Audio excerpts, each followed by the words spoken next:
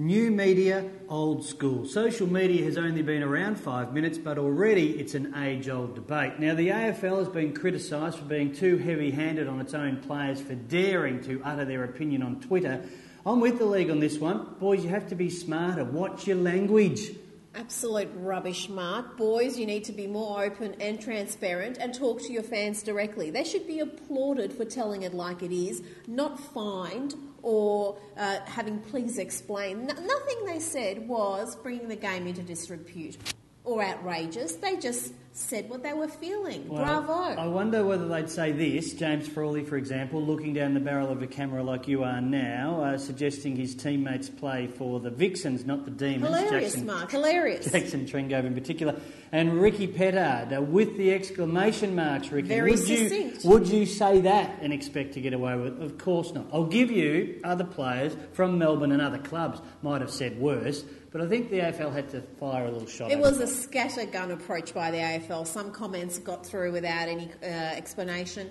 And you've got to say, Mark, where is the AFLPA in that? Why aren't they sticking up for their players and their freedom to express themselves on Twitter? Because we've got to understand, even though what you say on Twitter may end up in the newspapers, it is a completely different medium. And people at AFL House do not get that. Some of Demetrio's comments about Twitter have just been crazy in the last week. Toilet gag. Oh, toilet rolls. And Caroline Wilson, a very smart woman, clearly does not understand this. And until those sort of people come into the 21st century, they're going to be behind the eight ball. But you need to understand that it is now mainstream media. It may not be traditional, but it's mainstream. Say something controversial and it will be used. And the AFL are aware of this. Have a look at this. This is the AFL's own media spokesperson, Patrick Keane, issuing this on Friday night, almost straight after the siren, to try to avert the controversy on what would have been a match-winning goal to Collingwood and Scott Pendlebury if the umpire didn't blow his whistle. So the AFL are into it on one hand and are saying, boys, watch yourselves on the other. It's the way of the future.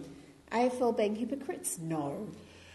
She's Ripperita. I'm at Mark Doran. More of this on goodoldtv.com.